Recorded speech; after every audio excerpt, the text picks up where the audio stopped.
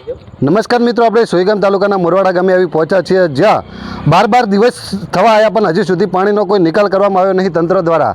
તો આ પાણીમાં 12 દિવસ થયા, જે તમે આ દ્રશ્ય દેખી શકો છો, 12 દિવસ સુધી આ પાણીનો નિકાલ ના આવવાના કારણે ત્યાંના લોકો કેવી તકલીફ ભોગવી રહ્યા છે। તેની સાથે આપણી સાથે ભાઈ જોડાના છે, તેના સ્થાનિક છે, તેને સાથે પૂછીશું આપણે શું તમારે તકલીફ છે। અમારે તકલીફ એ જ છે કે અહીંયા પાણી બધું ભરાઈ ગયું હોય, બરાબર। બાજુમાં તલાવ છે, અહીંયાથી પાણી આવ્યું છે, પાણી બધું ભરાઈ ગયું હોય, પણ કોઈ અમારું કોઈ સાંભળતા નથી, બરાબર। સરપંચ ઘણી કોશિશ કરે છે સરપંચ, પણ સરપંચની કોઈ અધિકારી કોઈ સાંભળતા નથી, કારણ કે આ પાણી અમારે આટલું પડ્યું હોય, પાણી અમારે નીકળ્યા વગર આવડા બાળક ક્યાં રાખવાના। કેટલા દિવસથી પાણી ભરાયેલું છે? પાણી લગભગ 12 થી 13 દિવસ કહો ને। રવિવારના દિવસે અમે નીકળ્યા, રવિવારના દિવસે રાત્રે પાણી આવેલું હોય, ત્યાંનું પાણી એમ જ છે। સાથી અમે પાણી આવેલું હતું ત્યાંનું હજુ એમ જ છે, હજુ આટલું પડ્યું હોય પાણી। ઘર વખરી ઘર વખરી બધું ટોટલ અમારે એમને જ પડ્યું, બધું ખેંચાઈ ગયું, બરાબર। પાણીની અંદર તકલીફમાં આવી ગયા અમે ખૂબ, અને વરસાદ એટલો ફૂલ હતો, તો અમે નીકળ્યા દિવસે માંડ નીકળ્યા, બાળક લઈને માંડ નીકળ્યા, પણ અમને સરપંચે પછી સ્કૂલની અંદર રહેવાનું આપ્યું હતું। ત્યાં આગળ અમે સ્કૂલની અંદર રહેવા જતા રહ્યા, 4-5 દિવસ અહીંયા રોકાણા, પછી અહીંયા સ્કૂલ ચાલુ થઈ ને એના માટે થઈને પછી અમે બહાર આવતા રહ્યા, છોકરા ભણતા હતા એટલે પછી અમે બહાર આવતા રહ્યા। બીજા જૂના ઘર હતા ને એ બાજુ આવી અને મેણિયા બાણિયામાં રાખી અને અમે રહેવા અત્યારે હાલમાં।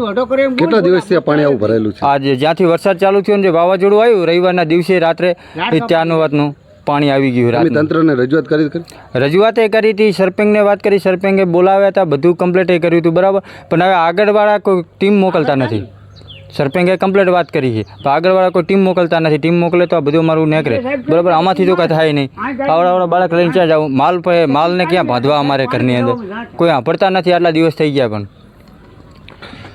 12 દિવસ થવા આવ્યા છતાં હજી સુધી તંત્રએ કોઈ સાંભળતું નથી, તેઓના સ્થાનિક લોકો માંગ કરી રહ્યા છે। તો તંત્રને નમ્ર વિનંતી છે કે અમારા વિડીયો થકી જે તંત્ર તાત્કાલિક મોરવાડા ગામના જે પણ લોકોનું પાણી ભરાયેલું છે તે તાત્કાલિક નિકાલ કરવામાં આવે।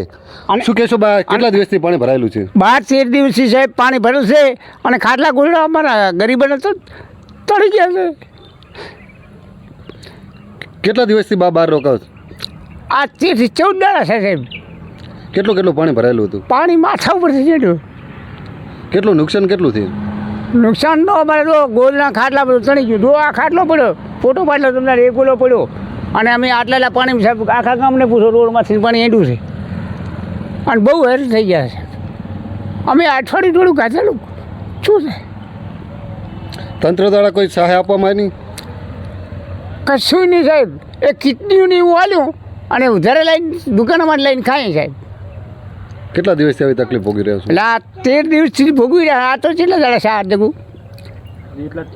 એટલે ચા, હવે આ અમાવે છે ને થોડા દાડા રહે ને સાહેબ, બહુ તકલીફ છે। તો આ ઢાળી આપણે આ ઢાળીઓ પડ્યું, આ ખાટલા પડ્યા। શું નામ તમારું? દેશીભાઈ મોહનભાઈ ભંગી, વાલ્મીક। તો આ વાલ્મીકી વિસ્તાર અંદર આપણે છીએ, અને જ્યાં 13 દિવસ થવા વરસાદ બંધ થયા અને 13 દિવસ થવા આવ્યા છે, પણ હજુ સુધી પાણીનો નિકાલ કરવામાં નથી આવ્યો। તો આ વહીવટી તંત્રને પણ અમારી નમ્ર વિનંતી છે કે આ જે પણ લોકો એના ઘરો સુધી પાણી ભરાણા છે, જેના કેળા સમયે પાણી ભરાણા હતા, તે હજુ સુધી આ પાણી સુકાણા નથી। તો વહીવટી તંત્રને તાત્કાલિક કોઈ પણ સુવિધા કરી અને આ વ્યક્તિના પાણી બહાર કાઢવામાં આવે તો આ લોકો પણ ત્યાં ઘરે રહી શકે। સાહેબ શીખ રહેવું અમારે પૂછે તો